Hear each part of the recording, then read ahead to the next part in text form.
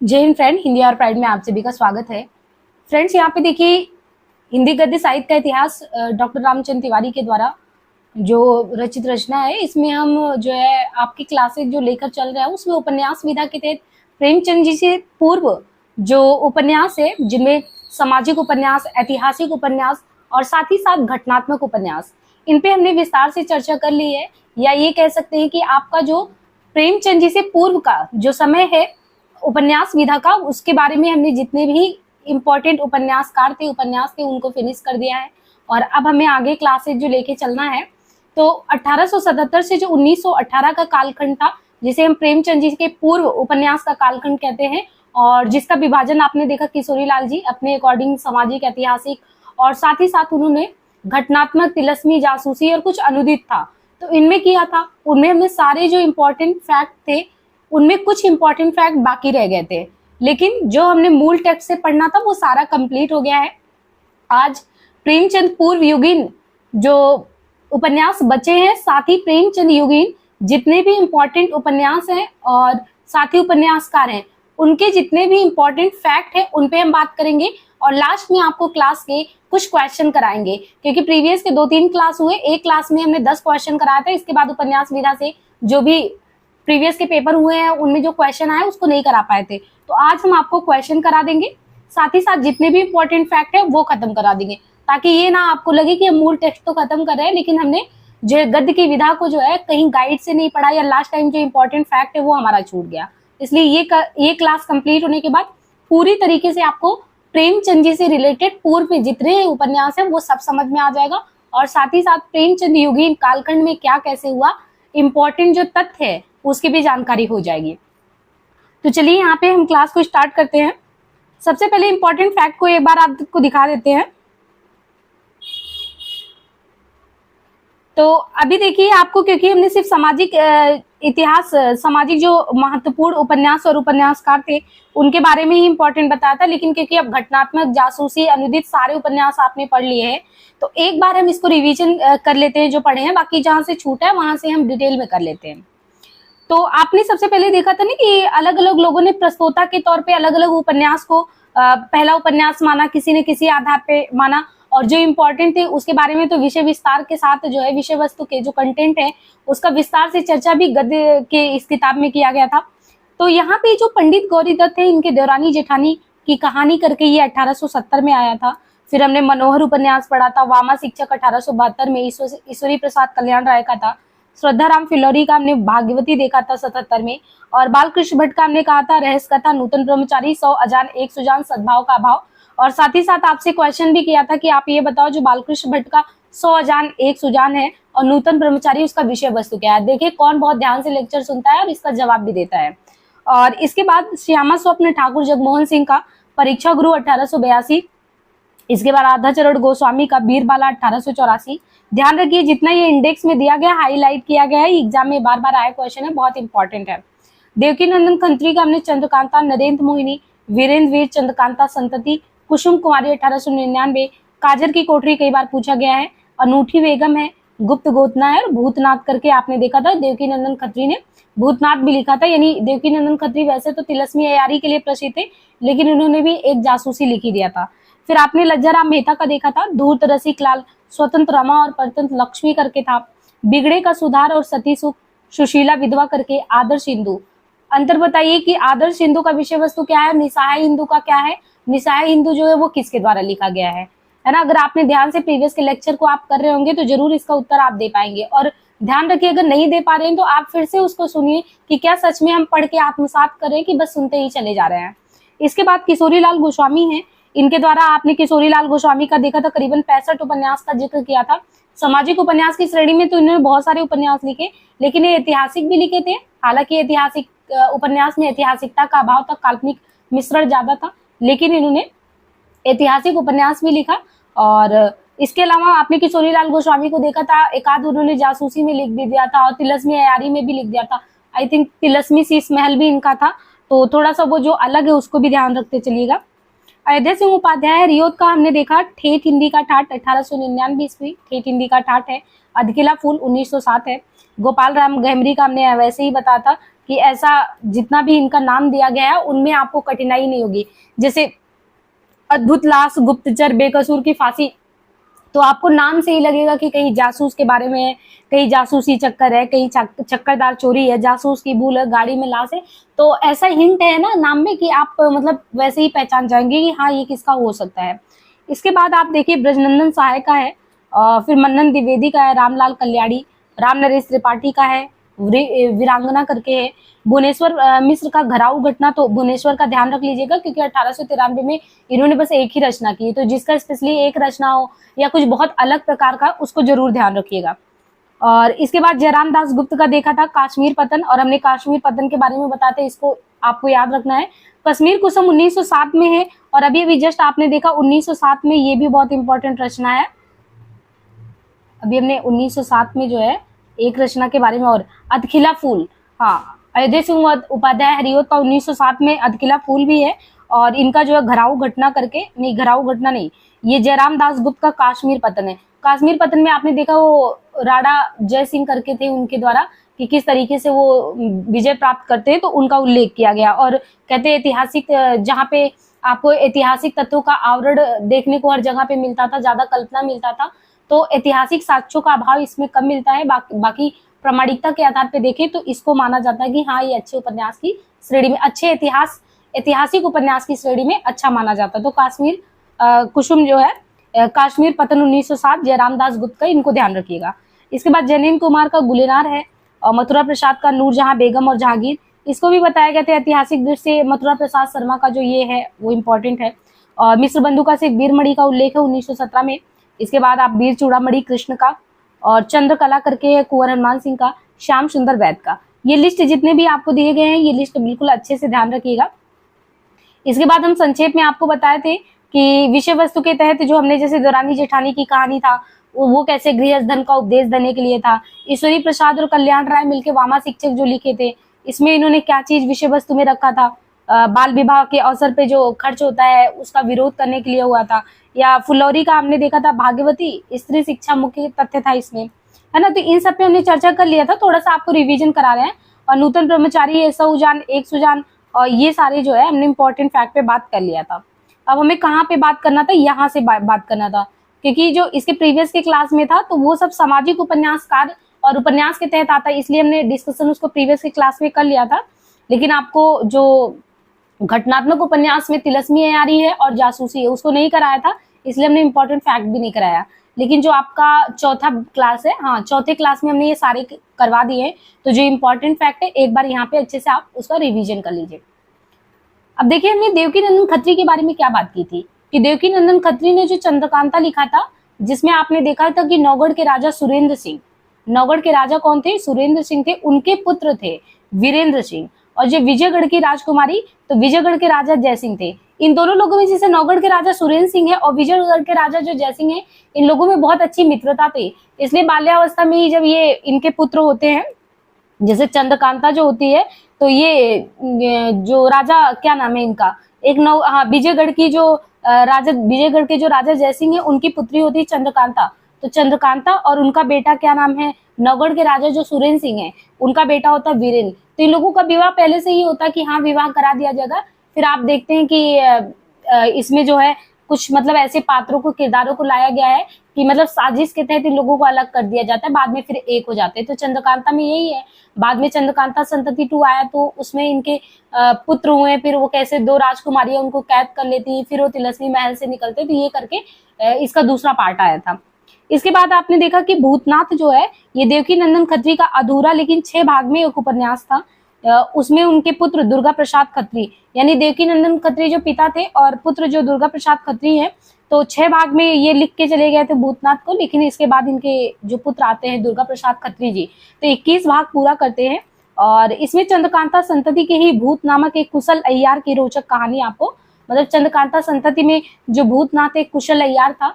हमने तिलस्मी अय्यारी के बाद आपको बताया था कि अय्यार क्या होते हैं। अय्यार एक तरीके से आप कह सकते हैं कि बहुत ही चालाक प्रकृति के होते थे, उनको कुछ शक्तियां भी मिली होती थी। और हमने यही आपको एक एग्जाम्पल भी दिया था कि आज के समय में आप ऐसे कुछ दोस्तों को पाएंगे जिनके पास हर समस्या का समाधान होता है। तो जब भी आप तिलस्मी अय्यारी कुछ भी पढ़ते हैं तो उसमें एक तरीके से मतलब ऐसे दोस्त होते हैं जिनके पास शक्तियां भी हैं और हर एक चीज के लिए समाधान भी है। तो कुछ ऐसे होते हैं। तो जो चंद्रकांता संतति है उसमें जो भूतनाथ का किरदार है, वो भूतनाथ एक तरीके से कुशल अय्यार यानी चालाक व्यक्ति होता है।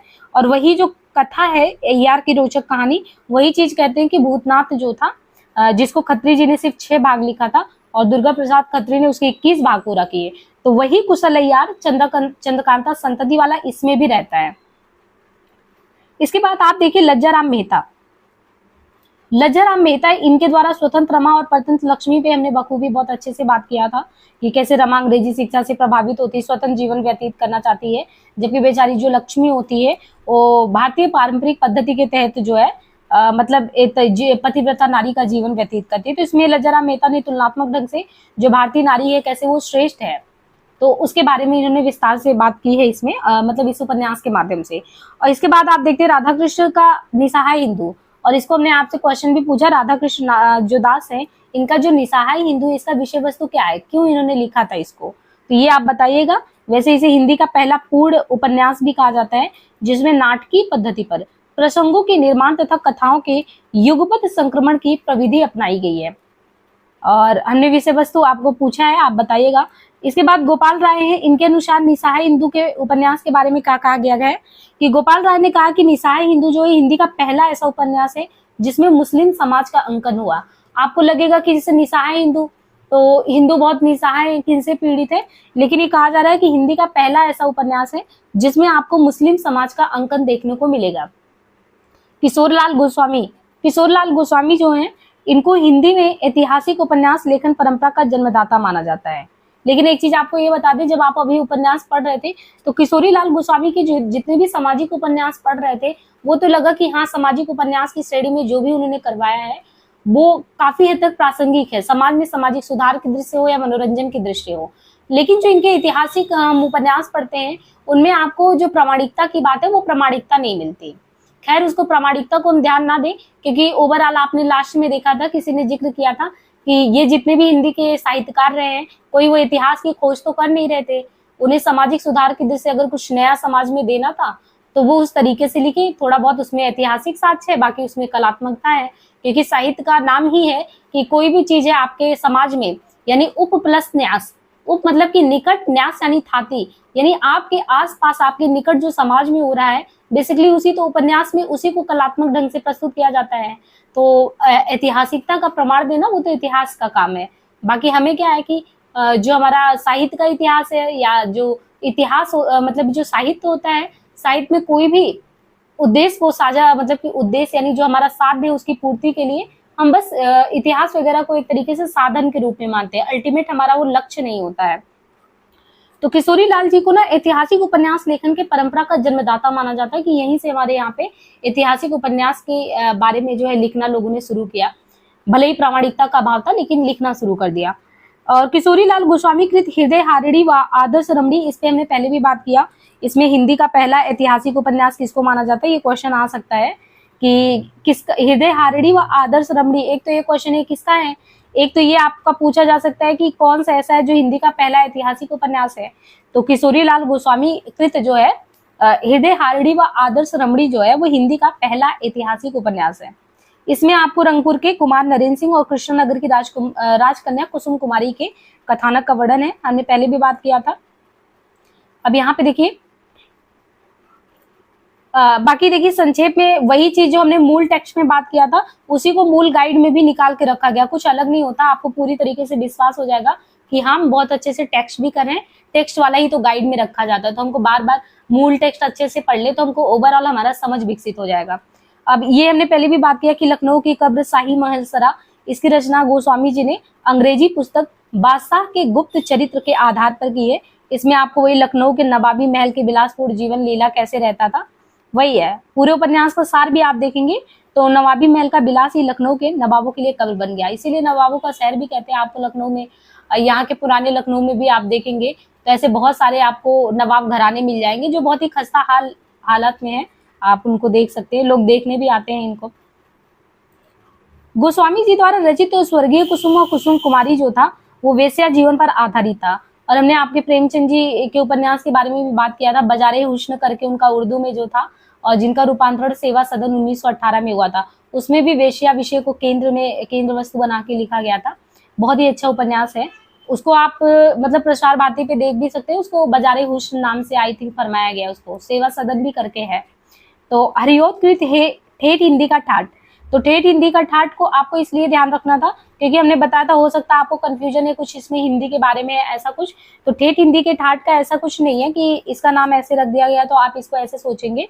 दरअसल इसमें हरियोत्कृत ठेठ हिंदी के ठाठ उपन्यास का नाम जो है देवबाला भी है। तो देवबाला आपको ध्यान रखना है कि जो ठेठ हिंदी का ठाठ उपन्यास है उसका एक नाम देववाला भी है। और इस उपन्यास में आपको देववाला में अनमेल विवाह की समस्या को दिखाया गया है। इसलिए देखिए क्योंकि ठेठ हिंदी के ठाठ से आप विषय वस्तु का पता नहीं लगा पाएंगे कि इसमें किस मुद्दे पे बात किया गया होगा, लेकिन इसमें जो है विषय वस्तु के केंद्र में है अनमेल विवाह। जब भी क्वेश्चन आता है विषय वस्तु पूछा जाता है, जैसे आपसे पूछा जा सकता है कि ये बताइए कि चंद्रकांता के केंद्र में क्या है, चंद्रकांता की विषय वस्तु के केंद्र में क्या है, या जो ठेठ हिंदी का ठाठ है उसका मूल कंटेंट क्या है, किस पे वो लिखा गया है। इसलिए ऐसे क्वेश्चन के लिए आप तैयार रहिए कि जो भी आप इम्पोर्टेंट उपन्यास है उनके कंटेंट क्या, उनका जो मूल विषय वस्तु रहा है, किस पे वो लिखा गया, वो आपको पता होना चाहिए। अतखिला फूल जो है, अतखिला फूल में देखिए धर्म की महत्ता के साथ जो अंधविश्वास है और धार्मिक आडंबर है उसके जो दुष्परिणाम होते हैं उन पे चर्चा की गई है। ब्रजनंदन सहाय, ब्रजनंदन जो सहायकृत सौंदर्य उपासक है, हमने इसके बारे में बताया था कि सौंदर्य उपासक में कैसे वो जो है किसी वेश्या के उसमें वेश्यावृत्ति में फंस जाता है और उनकी पत्नी इंतजार में ही अपना जीवन लीला समाप्त कर देती है। मतलब आई थिंक वो अपनी साली से ही प्रेम विवाह कर लेते हैं, प्रेम करते हैं, और जो पत्नी है इंतजार में दाम्पत्य जीवन के सुख में कामना के साथ उसका अंत हो जाता है। तो त्रासद स्थिति है समाज की, ऐसा इन्होंने ब्रजनंदन सहाय ने इस उपन्यास के माध्यम से समाज को संदेश दिया है। और कुंवर हनुमान सिंह इनका चंद्रकला है, और कुंवर हनुमान सिंह रचित चंद्रकला में आपको सबसे पहले स्त्रियों के बलात् शोषण का चित्रण किया गया। तो ये भी अपने आप में एकदम अलग ही अद्भुत आपको देखने को मिलेगा, क्योंकि कुंवर हनुमान सिंह रचित जो चंद्रकला है, चंद्रकला में सबसे बड़ी बात यह कि सर्वप्रथम स्त्रियों के जो बलात् शोषण यानी बलपूर्वक जो स्त्रियों का शोषण किया जाता है, तो आपको बलात् शोषण इसमें देखने को मिलेगा। अन्य आपको जो इम्पोर्टेंट फैक्ट है वो देखने को मिलेंगे। अन्य तथ्यों में कौन कौन से इम्पोर्टेंट है, अब यहाँ पे देखिए जैसे ब्रजरत्न दास। तो ब्रजरत्न दास जो है, इनके अनुसार भारतेंदु हरिश्चंद्र जो है, इन्होंने कुछ आप बीती कुछ जग बीती शीर्षक से एक उपन्यास लिखना शुरू किया था। ये किसका कहना है?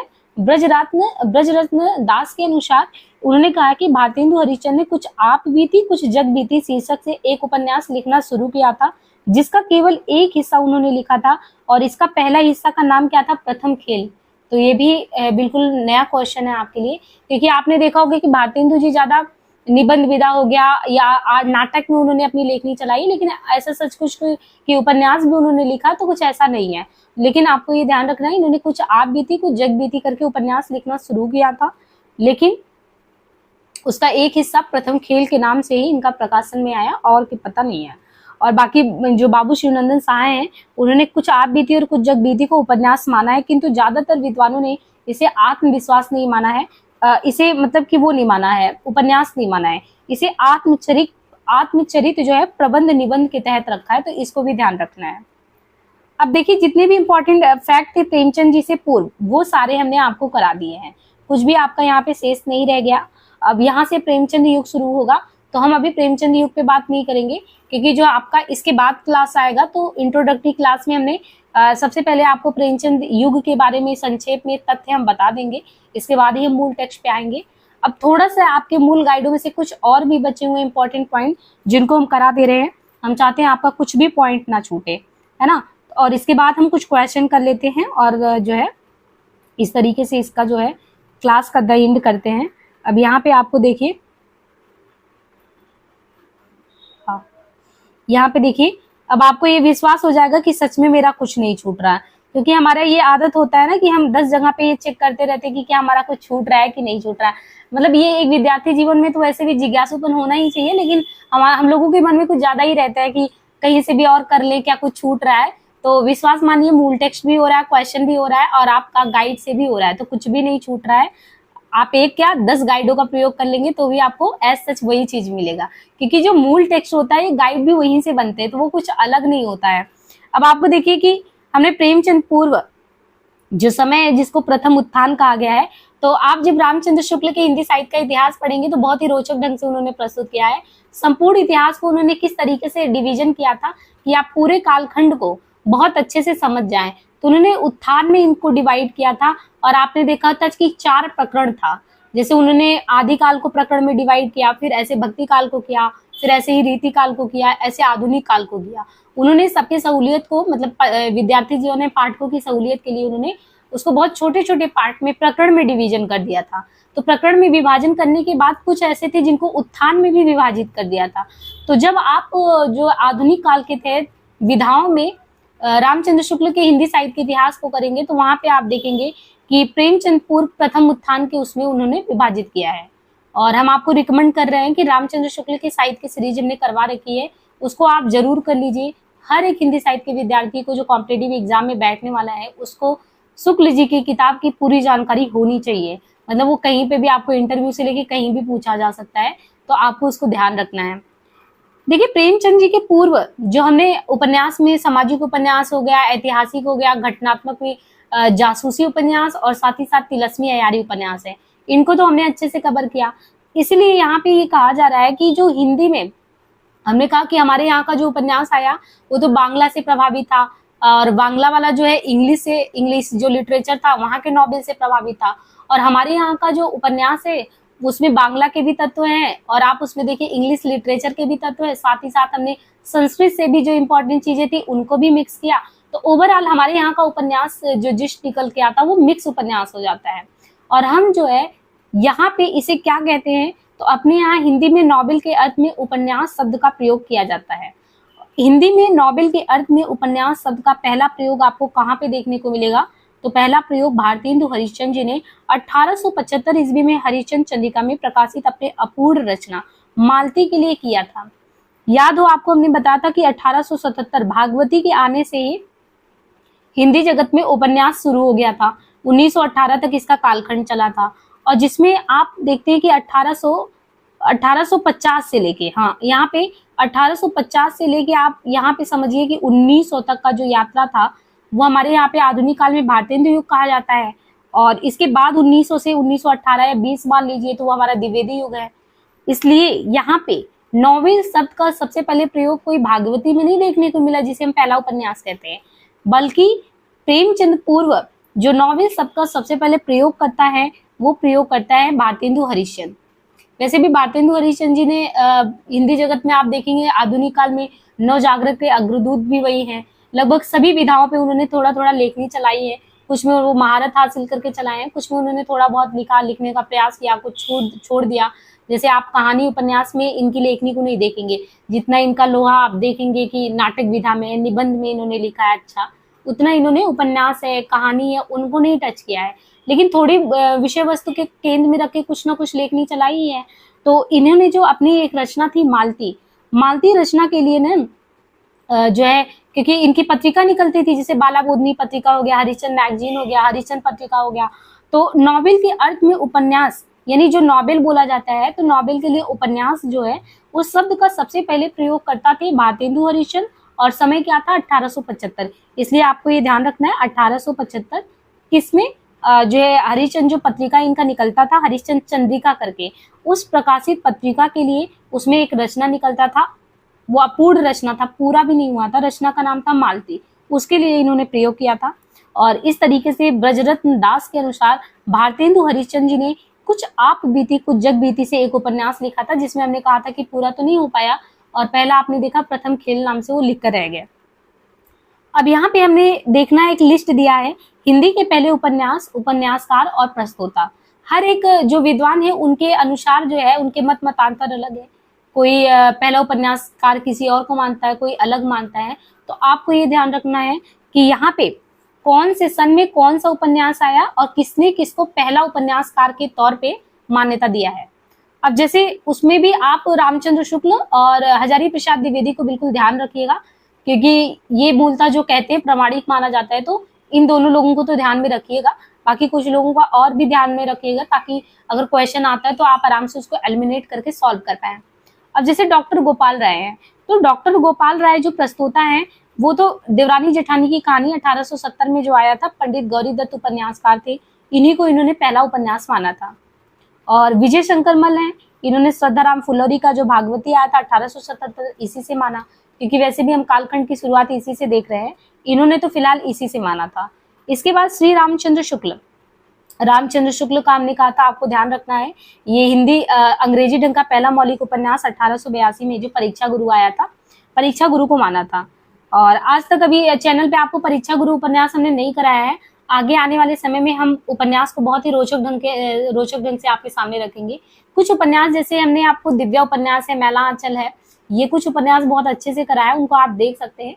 बाकी हम जल्द से ही आपका जो यूजीसी नेट के पाठ्यक्रम में, या आप जितने भी जगह पे देखेंगे, जैसे हायर एजुकेशन में हरियाणा पीएससी जो करा रहा है लेक्चरर का एग्जाम, उसमें भी सेम जो नेट का सिलेबस वही रख दिया गया है। तो मूल जो इम्पोर्टेंट उपन्यास है ना, वो लगभग सेम ही हर जगह लगे हैं, तो हम उनको आपको इस चैनल पे अच्छे ढंग से कराएंगे, ताकि आपको थोड़ा भी बोरिंग महसूस ना हो। और जो उपन्यास है, उपन्यास को सिर्फ वाचन ही नहीं करना है, उसको आत्मसात करना है। तो बहुत ही सुखद जर्नी होगा उपन्यास के साथ। पहले आप उपन्यास के बारे में, उपन्यास विधा को खत्म कर लीजिए, ताकि ओवरऑल आपकी एक दृष्टि ये समझ में आ जाए कि हाँ उपन्यास क्या होता है, कैसे होता है।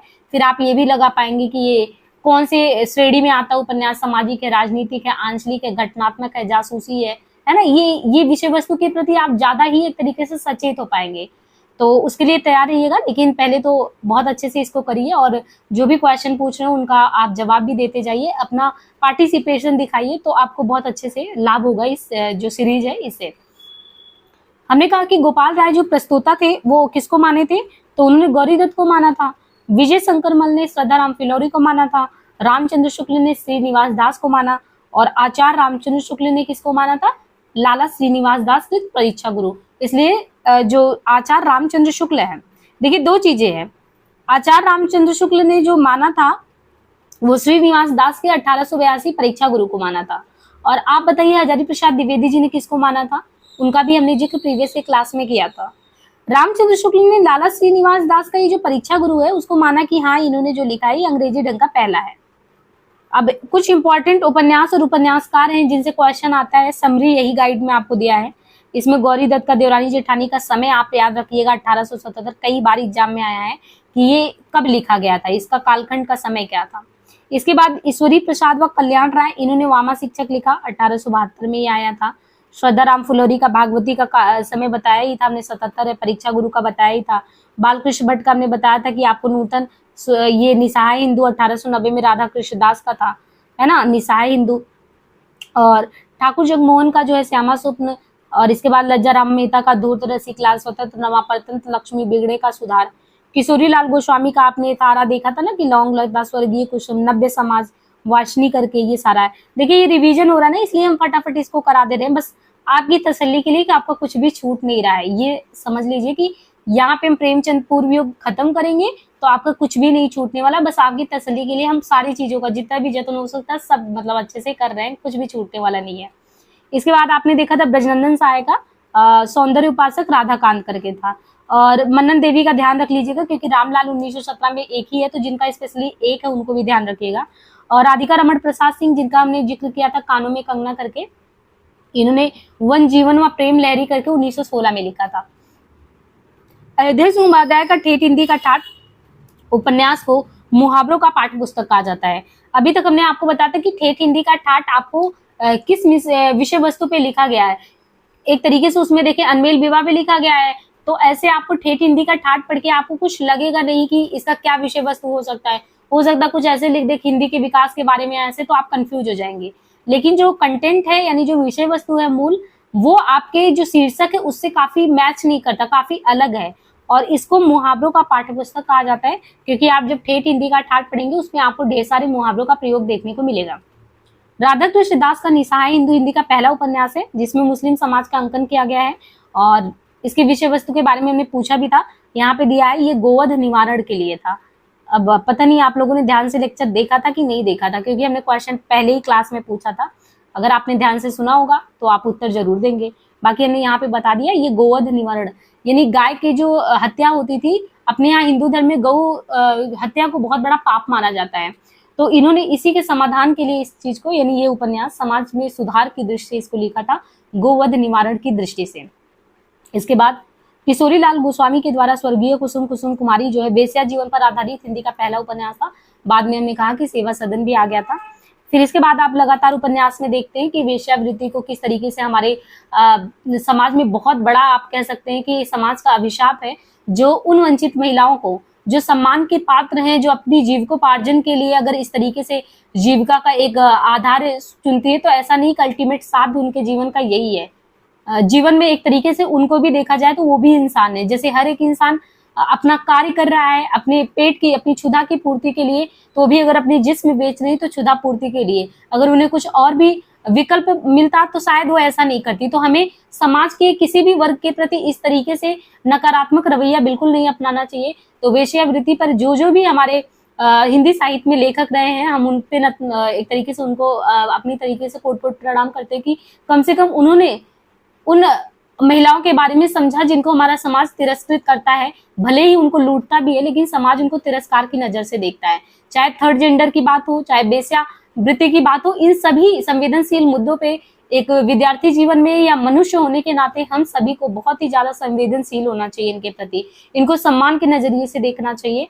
और आप इनमें सरस साहित्य को पढ़ेंगे, और भी लोगों को पढ़ेंगे जिन्होंने भी वेश्यावृत्ति पे उन्हें समाज में स्थान देने की बात की है, वो समझिए धन्यवाद के पात्र है। क्योंकि ये ऐसे विषय वस्तु को उठाते हैं ना जिनको समानता आप देखते हैं कि लोग इग्नोर कर देते हैं, और अगर इन लोगों ने इस तरीके से उठाया है तो हमें भी सम्मान करना चाहिए। आगे यहाँ पे देखिए, किशोरी लाल गोस्वामी का तो हमने बात कर लिया। अब प्रेमचंद पूर्व हिंदी के प्रमुख ऐतिहासिक उपन्यासकार में किशोरी लाल गोस्वामी का हमने पहले ही देख लिया। हृदय हार्डी, आदर्श रमणी, तारा 1902 में, राजकुमारी 1902 में है, कनक कुसुम, फिर महल सरा, सुल्ताना रजिया बेगम और रंग करके है, और महल में हलाहल करके 1905 में आया है ना। फिर गंगा प्रसाद गुप्त हैं, इनके अलावा जयराम गुप्त करके हैं, राम नरेश त्रिपाठी हैं, मथुरा प्रसाद शर्मा है, ब्रजनंदन सहाय का हमने लालचीन पे जिक्र किया था, मिश्र बंधु का वीरमणि, पंजाब रत्न करके श्याम सुंदर वैद का था, और वीर चूड़ामणि। यहाँ पे एक अंतर देखिए, मिश्र बंधु का वीरमणि करके 1917 में है, लेकिन जो कृष्ण प्रसाद सिंह है इनकी जो रचना का नाम है वीर चूड़ामणि है। तो कंफ्यूज मत होइएगा, क्योंकि एक आपने देखा होगा निसहाय हिंदू करके हमें बताता है, एक आपको आदर्श हिंदू करके बताया था, और आपसे ये पूछा भी था ये दोनों बताइए अंतर कि निसहाय हिंदू क्या है, उसका विषय वस्तु क्या है, और आदर्श हिंदू का विषय वस्तु क्या है। अब आपने लेक्चर प्रीवियस में देखा होगा, ध्यान से सुना होगा, तो जरूर आप उत्तर देंगे। और हम बिल्कुल आपसे अगर इस तरीके से क्वेश्चन कर रहे हैं तो ये क्वेश्चन करने का अधिकार भी मेरा है, क्योंकि हम उसी तरीके से आपको पढ़ाने की पूरी चेष्टा भी कर रहे हैं कि आपको कुछ भी ऐसा ना हो कि आपका छूटे, और आप इसमें पार्टिसिपेट करें। जैसे आप लाइव क्लास में पार्टिसिपेट करते हैं, लाइव क्लास में एक तरीके से आप मतलब कि इधर उधर आपका ध्यान जा भी सकता है, लेकिन यहाँ पे अगर आप देखेंगे पूरी तन्मयता के साथ अगर क्लास करेंगे, सुनेंगे और आप उसका उत्तर दे पाएंगे, तो ये आप समझिए कि आप उस क्लास में 100% अपने आप को पाते हैं। हम परीक्षा क्यों देते हैं? परीक्षा गुरु उपन्यास इसीलिए तो लिखा गया था कि जीवन में अगर कोई भी इंसान किसी को समझा समझा के थक जाए, उसको बात नहीं समझ में आता, लेकिन जब वो परीक्षा की कसौटी पे अपने आप को कसता है तो उसे पता चलता है कि वो कितने पानी में है। तो ये आपको चेक करना बहुत जरूरी है कि आप लगातार क्लासेस करते जा रहे हैं। जब हम आपको क्वेश्चन कराएंगे तो उसमें आपको पहले अपना पॉज करके वीडियो, या हम कराते जाएं, आप उसी में जैसे ही हमने क्वेश्चन पूछा आप उसका उत्तर थोड़ा तुरंत दिमाग में क्लिक कर जाए कि हाँ ये होगा।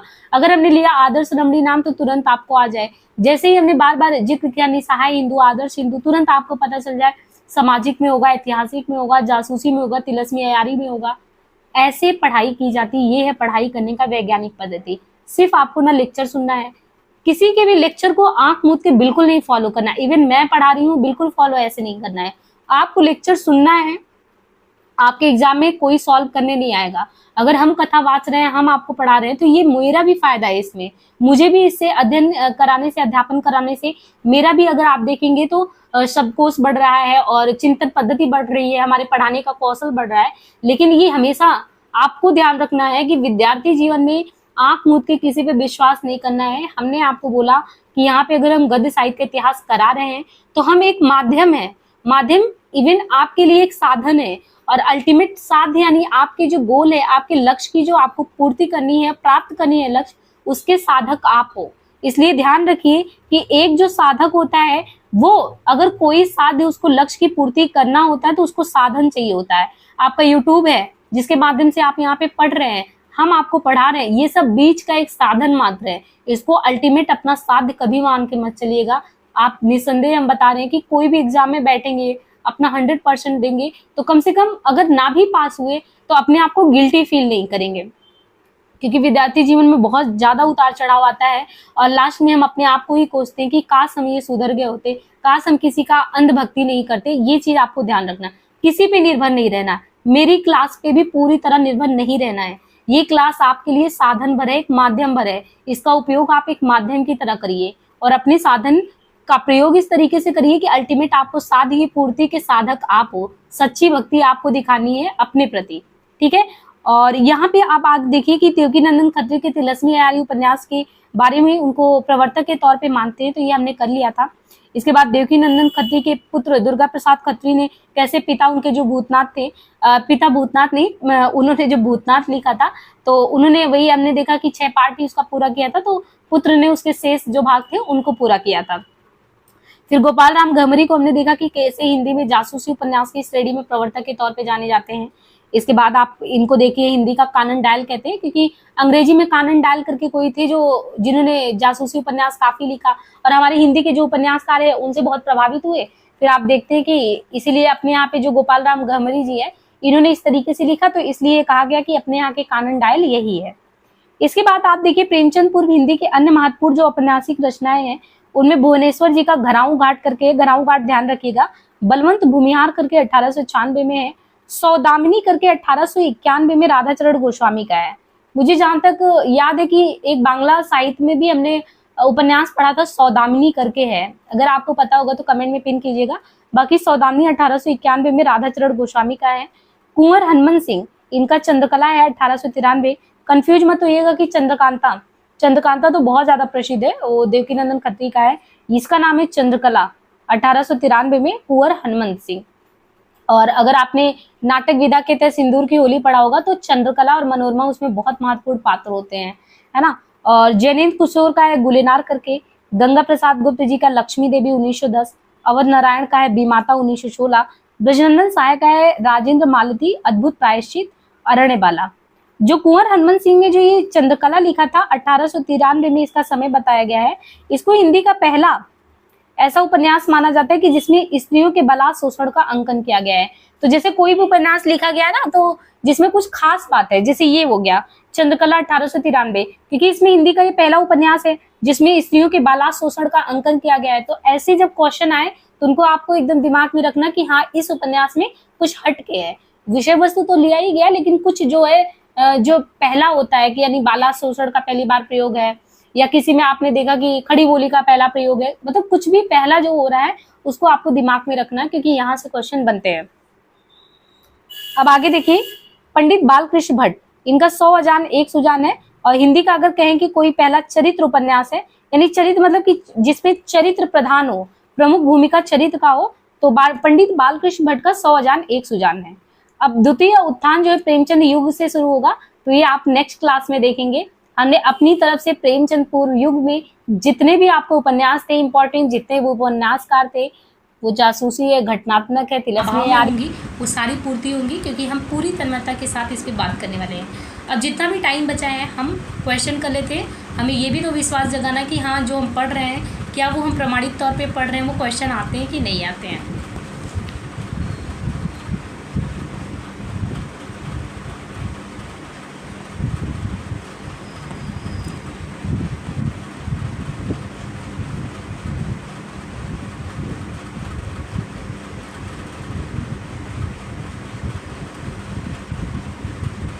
आपको 10 क्वेश्चन हमने पहले क्लास में कराया था, फिर टाइम ही नहीं मिला, लगभग 1 घंटे के क्लास के अंदर टारगेट रखे तो वो कंप्लीट ही हो जाता है उतने में ही। कुछ स्टूडेंट लगातार पूछ रहे हैं ये क्लास किसके लिए है। वैसे तो हम एक अलग वीडियो में बताएंगे, लेकिन यहाँ पे बता दें भाई, ये जितने भी हिंदी के विद्यार्थी हैं जहाँ भी गद्य की विधा लगी है सभी के लिए इक्वली इम्पॉर्टेंट है। ये नहीं कि ये टीजीटी के लिए नहीं है तो पीजीटी के लिए नहीं है, हायर कमीशन के लिए नहीं, सभी के लिए है। अगर उपन्यास आपके सिलेबस में लिखा है तो है, सभी के लिए है ये। अब देखिए 461 नंबर क्वेश्चन से हमें कंटिन्यू करना था। पोस्ट बॉक्स नंबर 203 नाला सुपारा, अभी ये सब जब आप महिला श्रेणी के उपन्यासकार जो प्रमुख रूप से रहे हैं, उनमें आप इन सभी का नाम सुने होंगे। अलका सरावगी है, प्रभा खेतान, मैत्रेयी पुष्पा, चित्रा मुद्गल। जब आपको हमने इंडेक्स कराया था गद्य साहित्य के इतिहास का, उस इंडेक्स में हमने दिखाया था कि हमारे यहाँ पे हमारा हिंदी साहित्य का इतिहास इतना समृद्ध रहा है कि आज के समय में हमारी जो महिला कथाकार हैं, उपन्यासकार हैं, वो बहुत मुखर रही हैं। क्योंकि फिर महिलाओं की समस्या को लिखे कौन? अगर उन्हें समाज अगर इस तरीके से इग्नोर करे तो उनकी समस्या को वो बहुत अच्छे से बखूबी सबके सामने रख सकती है। हालांकि हम ये नहीं उंगली उठाते हैं कि जो हमारे पुरुष जन जितने भी उपन्यासकार हैं वो उन महिलाओं के मुद्दों को नहीं उठा सकते, लेकिन जो स्वानुभूति होता है वो बहुत बड़ी चीज़ होती है। और जो खुद महिला उपन्यासकार हैं, अगर वो खुद उपन्यास लिखती हैं, चिंतन मनन मंथन करती हैं, तो अपनी जो समस्याएं हैं वो जो है समस्या को समाज के सामने वो बहुत ही मुखर तरीके से रख सकती हैं। तो ये मैत्रेयी पुष्पा है, चित्रा मुद्गल है, अलका सरावगी है, प्रभा खेतान है। हमने प्रभा खेतान के छिन्नमस्ता पे भी बात किया था, आओ पे घर चले, इन सबसे पहले भी क्वेश्चन आए हैं। तो आप थोड़ा थोड़ा ना इनका नाम सुनते रहिए, ताकि ये हो कि जब आप महिला उपन्यासकारों के बारे में पढ़ें तो आपको बिल्कुल नया ना लगे। अब यहाँ से आपको पता चलेगा कि हाँ, अलका सरावगी है, मैत्रेयी पुष्पा है, चित्रा मुद्गल है, इन लोगों के बारे में तो हमने पहले भी पढ़ा है। तो ये पोस्ट बॉक्स नंबर 203 नाला सुपारा, ये एग्जाम में कई बार क्वेश्चन आया हुआ है, ये किसका है? तो देखिए आरपीएससी असिस्टेंट में भी आया है, यूकेपीएससी में आया है। तो आप ये नहीं कह सकते ना कि ये जो है हमारे टीजीटी, पीजीटी, यूजीसी, नेट इसमें नहीं आएगा। भाई इनमें आया है तो उसमें तो ज़रूर आएगा। ये तो हायर एजुकेशन के एग्ज़ाम हुए, मतलब कि असिस्टेंट प्रोफेसर लेवल का इसमें आ रहा है। तो ये विश्वास मानिए कि ऐसे जो इम्पॉर्टेंट रचनाएँ उनको या तो कहीं पर नोट डाउन करते चलिए या अपने दिमाग में रखिए कि हाँ ये क्वेश्चन आते हैं। बाकी जब हम अभी फिर से महिला उपन्यासकार पे बात करेंगे तो हम आपको बताते रहेंगे कि देखिए हमने क्वेश्चन सॉल्व किया था, वहाँ पे ये प्रश्न आया था, ये बहुत इंपॉर्टेंट है आपके लिए। हम क्योंकि कोई भी चीज़ ये कैसे पहचान पाते कि इम्पॉर्टेंट है कि नहीं, हमारी दृष्टि में वो जब भी हम कुछ भी पढ़ें तो हमारा प्रीवियस का क्वेश्चन हमें रटा होना चाहिए या हमारे ध्यान में होना चाहिए, ताकि जब हम मूल टेक्स्ट को पढ़ें तो हमारा तुरंत ध्यान जाए कि हाँ अब वो पोस्ट बॉक्स नंबर 203 नाला सुपारा आपने यहाँ पे पढ़ा, जैसे ये मूल टेक्स्ट कराएंगे तो अभी आपको इसके विषय वस्तु के बारे में जानकारी नहीं होगी, तुरंत आपका दिमाग क्लिक करेगा कि हाँ इसमें ये विषय वस्तु होनी चाहिए, ये तो इम्पॉर्टेंट है, ये तो एक जगह नहीं आरपीएससी में भी आया, यूकेपीएससी में आया। इस तरीके से हम ये पता करते हैं कौन से क्वेश्चन इंपॉर्टेंट है, कौन से नहीं है, किसको कितने वेटेज के साथ हमको याद करना है। बाकी पोस्ट बॉक्स नंबर 203 नाला सुपारा जो है ये चित्रा मुद्गल की रचना है, जिसके लिए 5 दिसंबर 2018 को साहित्य अकादमी सम्मान मिला।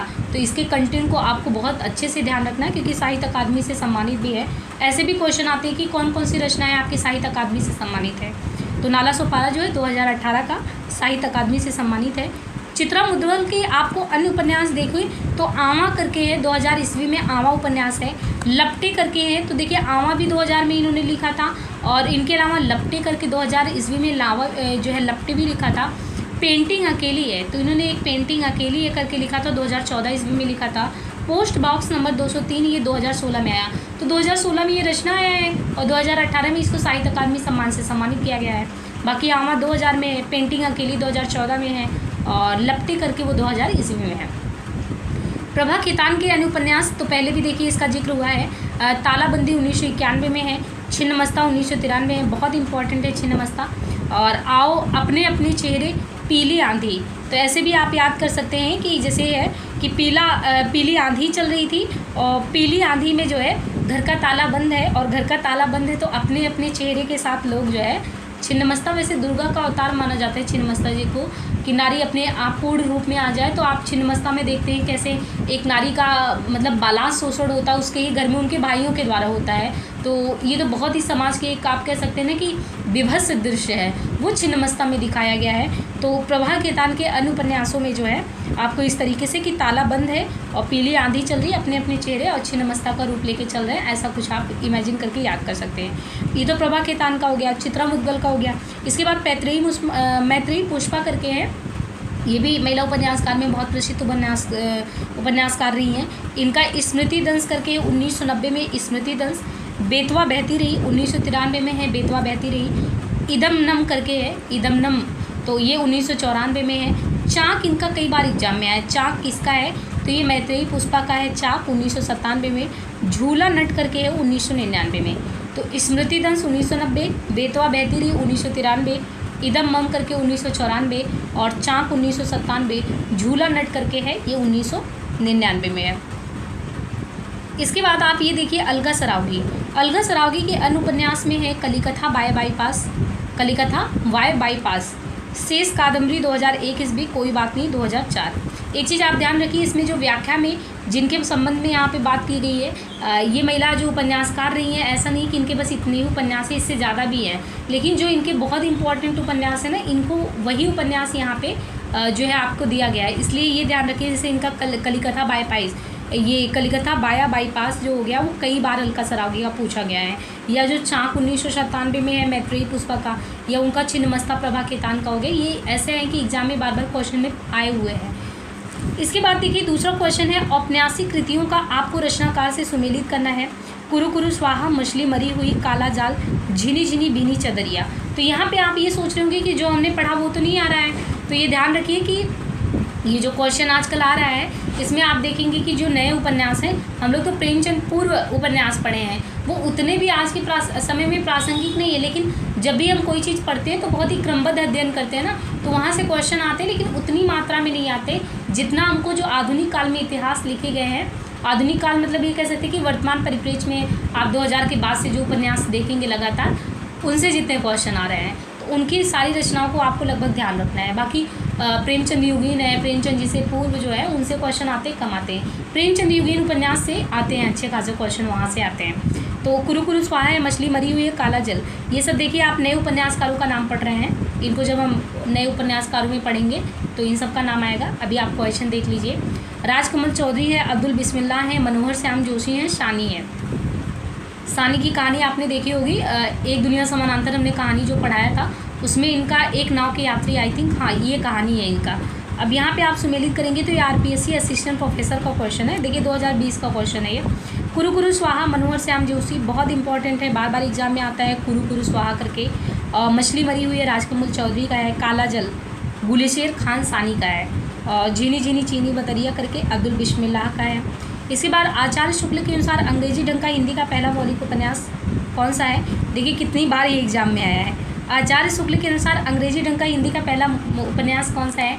हमने इसलिए कहा था कि आपको एक हजारी प्रसाद द्विवेदी को, एक शुक्ल जी को बहुत ध्यान से पढ़ना होता है। अब प्रस्तोता तो आपने देखा गोपाल राय हैं, विजय जी है, काफ़ी लोगों ने दिया, लेकिन क्वेश्चन क्या हुआ, बार बार यही क्वेश्चन आया। तो भागवती, नूतन ब्रह्मचारी, निशायेंदु, परीक्षा गुरु, तो निसंदेह आप कह सकते हैं 1882 परीक्षा गुरु को इन्होंने माना था। और इनके अलावा जो भागवती है वो श्रद्धा राम फिलौरी उसके लेखक है। नूतन ब्रह्मचारी के बालकृष्ण भट्ट हैं। निसहाय इंदु राधाकृष्ण दास का है। इसके बाद देखिए शेखर एक जीवनी के शेखर का चरित्र मूलतः किस प्रकार का है? शेखर एक जीवनी यूजीसी नेट के पाठ्यक्रम में लगा है, हायर कमीशन में भी लगा है। और शेखर एक जीवनी पढ़ जाइए, क्योंकि विद्यार्थी जीवन में शेखर एक जीवनी उपन्यास से आपको बहुत कुछ सीखने को मिलेगा। शेखर का जो जीवन है कितना चुनौतीपूर्ण रहा है। कहा जाता है कि ऐसा बहुत सारे लोग जो है लेखक में कहते हैं, जब उसकी समीक्षा करते हैं, कि शेखर एक जीवनी में कहें या ना कहें अज्ञे जी स्वयं उपस्थित हुए हैं, या कहीं ना कहीं वो खुद के अज्ञे की यात्रा रही है।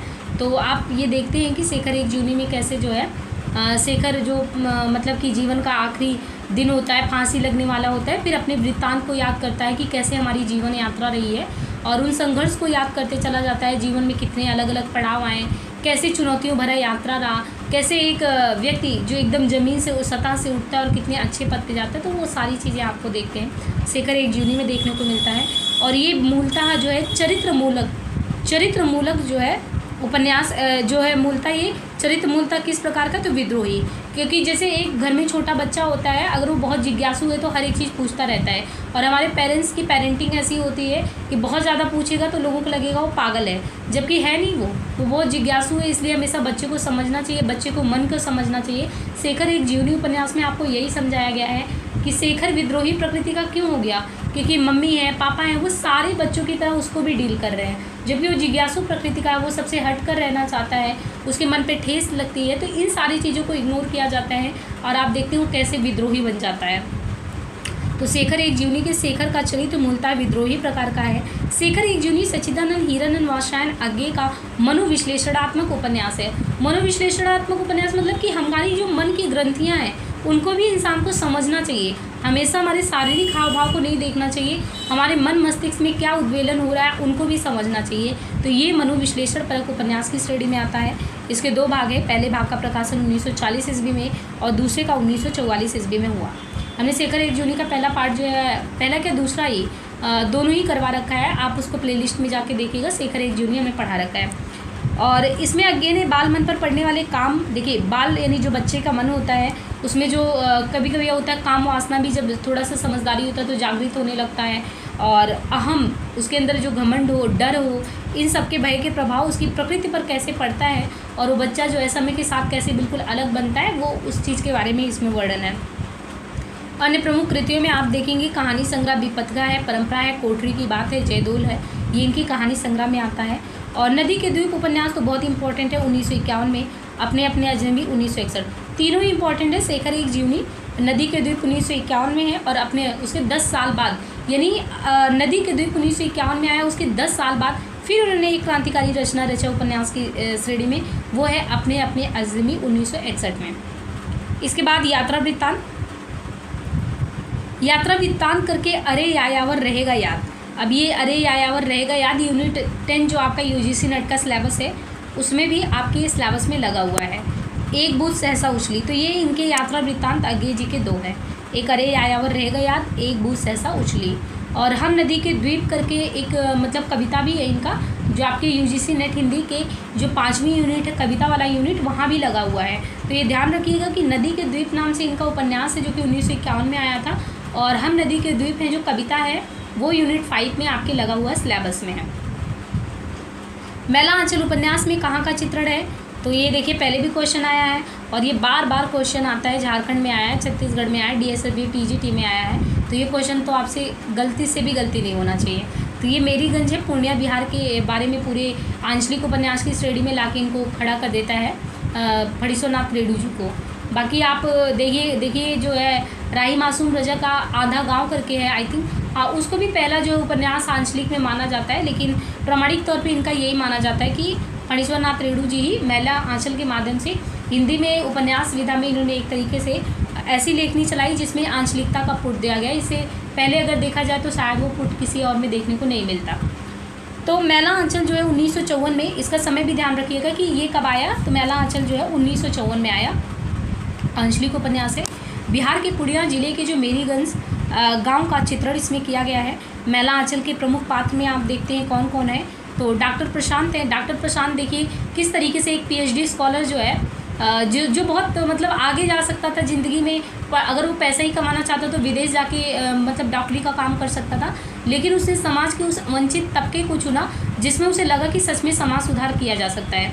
तो डॉक्टर प्रशांत किस तरीके से पूर्णिया ज़िले में आता है और तबादला करके वहाँ पे जो कालाजार है, ये जो बीमारियाँ हैं जो वहाँ को काल के ग्रास में लोगों को समा ले रही हैं समय से पूर्व, तो उन पर वो जो है शोध अध्ययन करता है और यहीं का रह जाता है। और आपने देखा होगा उपन्यास का अंत भी बेहद मतलब आप कहते हैं कि मार्मिक ढंग से होता है कि वो अपनी फ्रेंड ममता से भी कहता है कि कुछ मिले या नहीं मिले, लेकिन यहाँ पे रहने का जो सुकून है वो कहीं पे भी नहीं है, चाहे आप विदेश चले जाओ। तो कभी कभी जिस चीज़ को हम बहुत वरीयता देते हैं कि जीवन में धन बहुत बड़ी चीज़ है, नहीं, संतुष्टि भी, आत्मसंतुष्टि भी बहुत बड़ी चीज़ है। धन से आप भौतिक सुख सुविधा बहुत जुटा सकते हैं, लेकिन मन की संतुष्टि को कहाँ से जुटाएंगे। तो देखिए उपन्यास को ना हम ये नहीं कहते कि आप ऐसे ऊपर ऊपर पढ़ो। मैंने अपने जीवन में जितने भी हिंदी के उपन्यास पढ़े हैं, सच बता रहे हैं, बिल्कुल ही ऐसा होता है कि आपका जीवन जो पहले था, उपन्यास पढ़ने के बाद उसमें इतनी सीख होती है कि वो आपको ट्रांसफॉर्म कर देता। हर एक उपन्यास अपने आप में एक अलग उद्देश्य के साथ आपके साथ आता है। आपका नज़रिया सिर्फ ये नहीं होना चाहिए हमको एग्ज़ाम पास करना है, बस उसी की दृष्टि पढ़ना चाहिए। क्योंकि देखिए जीवन यात्रा में आपको एक ही बार मौका मिल रहा है। अगर आप कोई उपन्यास सिर्फ परीक्षा के पर्पस से पढ़ रहे हैं तो आप उसमें जो मूल विषय वस्तु उसको नहीं निकाल पाएंगे। अगर आप मालती मेहता के संवाद को गोदान में पढ़ रहे हैं और गोदान पे टाइम दे रहे हैं, तो आप समझने की कोशिश करिए कि गोदान से हमें मतलब अगर लेखक ने गोदान लिखा तो वो हमारे लिए क्यों लिखा है। सिर्फ हम होरी जुनिया दुनिया क्या क्या नाम है, नाम याद करके सिर्फ एग्ज़ाम पास करने के लिए उपन्यास पढ़ रहे हैं कि हम उसमें कुछ शिक्षा अपने लिए ले रहे हैं। शेखर एक जूनी पढ़ रहे हैं तो आप समझिए शेखर एक जूनी क्या हर एक विद्यार्थी जीवन पे ये अप्लाई हो सकता है। आप वो गोदान पढ़ रहे हैं तो गोदान के होरी बन के समझिए, या मैला आंचल पढ़ रहे हैं तो डॉक्टर प्रशांत के नज़रिए से सोचिए कि कैसे युवा वर्ग का प्रतिनिधि एक तरीके से ऐसे कर सकता है। या राग दरबारी पढ़ रहे हैं तो राग दरबारी में समझिए कि जो एक स्कॉलर आता है, क्या वो जब समाज में आता है तो क्या वो जो उसकी पढ़ाई में है और जो यहाँ पे वो कितना अंतर है। या जब महाभोज आप पढ़ते हैं तो महाभोज में भी देखिए पीएचडी रिसर्च स्कॉलर आता है और वो कहता है कि जो हमारे किताबों में पढ़ाया जाता है और जो ज़मीनी हकीकत है उसमें ज़मीन आसमान का अंतर है। तो क्या हम अपनी जो आत्मा है उसको बिल्कुल मार दें, हम इस तरीके से पढ़ाई करें। एक चीज़ आपने देखा होगा कि ज़्यादातर उपन्यास में हमने ये पाया है कि रिसर्च स्कॉलर के माध्यम से इन चीज़ों को बुना गया है कि आप ये समझें तो कोई सामान्य व्यक्ति नहीं आके वो कर रहा है। आप एक रिसर्च स्कॉलर के क्षेत्र में जाना चाहते हैं, वहाँ का अध्ययन करना चाहते हैं, वही रिसर्च स्कॉलर जो है जब आप जो पढ़ते हैं, जिनके लिए वो 5 साल पीएचडी में लगाते हैं, जब वो ज़मीनी हकीकत पे आके उसके बारे में देखते हैं तो उसके बारे में उनकी क्या राय होती है। तो क्या आपको ये नहीं लगता कि सिर्फ ये आपको कॉम्पिटिटिव एग्ज़ाम के लिए ये सारी चीज़ लिखे गए हैं? ये आपके जीवन के उपप्लस न्यास जो आपके बिल्कुल आसपास जो समीप घटनाएं घटित हैं उन्हीं को हमारे साहित्यकारों ने अपनी लेखनी से रंग दिया है। तो आप इसको बेरंग मत करिए, जीवन में भी उतारने के लिए जब भी पढ़ने बैठिए ये मानिए कि हम इस उपन्यास को पढ़ेंगे और कुछ पढ़ने के बाद कुछ पॉइंट लिखेंगे कि हमको इस उपन्यास से ये नया नया बिंदु मिला है जो इससे पहले हमको नहीं मिला था। समझ रहे हैं आप? इस तरीके से आप पढ़ेंगे ना तो आप बहुत ही दिलचस्पी के साथ पूरे हिंदी साहित्य को पढ़ेंगे। इसके बाद आप देखिए रेणु जी के अन्य उपन्यास पर्दी परिकथा 1957 ईस्वी, दीर्घ तपा 1963 ईस्वी है, जुलूस करके 1965, कितने चौराहे 1966 में है, पलटू बाबू रोड है, राम रतन राय इनका पूर्ण उपन्यास है। रेणु अपना साहित्यिक गुरु बांग्ला उपन्यासकार सतीनाथ भादुड़ी को मानते हैं। निम्न उपन्यासों में से कौन सा उपन्यास रेणु जी का नहीं है? गढ़कुंडार, जुलूस, पर्दी परिकथा, मैला आंचल। तो इसमें आप देखेंगे कि कौन सा इनका नहीं है। तो आपको ये देखने को मिलेगा कि रेणु जी का गढ़कुंडार नहीं है। आई थिंक गढ़कुंडार जो है ये सिलेबस में भी किसी के यूपी हायर कमीशन वगैरह के साथ लगा भी है। ये वृंदावन लाल वर्मा जी का है। बाकी पर्दी परिकथा है, जुलूस है, मैला आंचल सब इन्हीं का है। रेणु जी को पहला आंचलिक उपन्यास के जन्मदाता के तौर पे माना जाता है। और अगेन रेणु के उपन्यासों में एक अखंड मानवीय विश्वास की चिंगारी सुलगती देखी है। एक अखंड मानवीय विश्वास की चिंगारी। मनोहर श्याम जोशी का उपन्यास कौन सा है? कसब, मुझे चार चाहिए, दिल्ली दूर है, कितने पाकिस्तान। अभी कुछ देर पहले आपने देखा था कुरु कुरु स्वाहा भी इनका आया हुआ था और यहाँ पे पूछा गया तो इनका मनोहर श्याम जोशी का कसब करके है। अब यूपी पीजीटी वाले ये नहीं कहेंगे कि क्या ये जो हम पढ़ रहे हो हमारे लिए इंपॉर्टेंट नहीं है। देखिए यहाँ पे पूछा गया है कसब, दिल्ली दूर है, कितने पाकिस्तान। तो मनोहर श्याम जोशी जो है इनका उपन्यास करके कसब करके 1982 में। मनोहर श्याम जोशी का अन्य उपन्यास कुरु कुरु स्वाहा है, बहुत इंपॉर्टेंट है। देखिए कुरु कुरु स्वाहा भी अभी पूछा ही गया था। इनके अलावा हरिया हरक्लूज की हैरानी करके 1994 में है, हमजाद 1996 में, टाटा प्रोफेसर 2001 में, कैप करके 2001 में है, कौन हूँ मैं 2006 ईस्वी में है। 2005 में मनोहर श्याम जोशी को अपना कैप का साहित्य अकादमी मिला था। तो जैसे हमने अभी साहित्य अकादमी के लिए आगे भी देखा था ऐसे 2005 में तो कैप को आपको ध्यान रखना है क्योंकि साहित्य अकादमी भी मनोहर श्याम जोशी को इसके लिए मिला है। दिल्ली दूर है 1993 में और ये शिव प्रसाद सिंह का उपन्यास है। मुझे चाँद चाहिए 1993 सुरेंद्र वर्मा का है। तो दिल्ली दूर है 93 में शिव प्रसाद सिंह का है, सुरेंद्र वर्मा का मुझे चाँद चाहिए। कितने पाकिस्तान 2000 ईस्वी कमलेश्वर की रचना है। 2003 में साहित्य अकादमी कितने पाकिस्तान को मिला। फिर अयोध्या सिंह उपाध्याय हरिओ द्वारा रचित हिंदी का ठाठ किस विधा की रचना है। तो आपको हमने समझाया ये उपन्यास विधा में ठेठ हिंदी का ठाठ। इसका अगर देखेंगे प्रकाशन वर्ष 1899 ईस्वी है। हरिओ जी के अन्य उपनाम में अधिखिला फूल 1907 है और ये मुहावरों की पाठ्य पुस्तक भी कहा गया है। ये द्विवेदी युग के कवि है। 1865 से 1947 का कालखंड इनका रहा। गणपति चंद्रगुप्त ने हरिओ जी को क्या कहा है? ये आधुनिक काल के सूरदास कहे गए हैं। हरिओ द्वारा रचित प्रियप्रवास को हिंदी खड़ी बोली का पहला महाकाव्य माना जाता है। प्रियप्रवास का पहले नाम ब्रजांगना विलाप था। बाद में संपूर्ण काव्य संस्कृत के वर्णवित्तों पर आधारित ग्रंथ भी माना जाता है। घरों के दरवाजे बंद थे, शहर का कारोबार, स्कूल, कॉलेज, दफ्तर सभी ठप हो गए। सड़क पर चलते आदमी को सारा वक्त इस बात का भास बना रहता कि खिड़कियों के पीछे मकानों की अंधेरी ढिवड़ियाँ दरारों छिद्रों में उस पर आंखें लगी हैं, उसका पीछा कर रही हैं। ये कहाँ से लिया गया है? गोदान, मैला आंचल, तमस, पर्दी परिकथा। तो यहाँ पे छत्तीसगढ़ असिस्टेंट प्रोफेसर में भी तमस उपन्यास लगा है। तो ये तमस से लिया गया है और तमस उपन्यास आप देखेंगे कि जो हमारे यहाँ पे 1947 का जो विभाजन था, देश विभाजन, उस पर एक मतलब आप कह सकते हैं ये है। और इनके अलावा जो है एक उपन्यास झूठा सच है, इसमें जो विभाजन की त्रासद स्थिति उसको बहुत अच्छे से बयां किया गया है। तो ये उसी से लिया गया है। चंदन और सुधा की भावुकतापूर्ण करूण कहानी आपको कहाँ पे देखने को मिलेगा? तो ये गुनाहों का देवता। गुनाहों का देवता भी बहुत अच्छा है, चंदन और सुधा नाम से। और गुनाहों का देवता तो आपने देखा होगा, इसको इस पर फिल्म भी बनाया गया, आप वहाँ से देख सकते हैं। धर्मवीर भारती जी का बहुत प्रसिद्ध गुनाहों का देवता है, तो आप इसका फिल्म देख सकते हैं। और जबकि नदी के द्वीप आगे का अंधेरे बंद कमरे मोहन राकेश जी का है। सूरज का 7वां घोड़ा धर्मवीर भारती का है। तो ये सूरज का 7वां घोड़ा भी कई बार एग्जाम में पूछा गया है। अब यहाँ पे हमने 10 क्वेश्चन कर लिया और आपका प्रेमचंद पूर्व युग जितने भी उपन्यास थे, उपन्यासकार थे, सब हमने फिनिश कर दिया। आगे की जो क्लासेज होंगी वो प्रेमचंद योगीन से शुरू होंगी। मुझे उम्मीद है कि ये सेशन आपके लिए बहुत इंपॉर्टेंट लग रहा होगा। अगर आपको लग रहा होगा तो प्लीज़ कोऑपरेट करिए, हम कुछ और नहीं चाहते, बस अपना कोऑपरेट करिए, क्वेश्चन पूछे उसका उत्तर दीजिए, इन सबको ध्यान रखिए। तो आज के लिए सेशन को यहीं पे एंड करते हैं। धन्यवाद।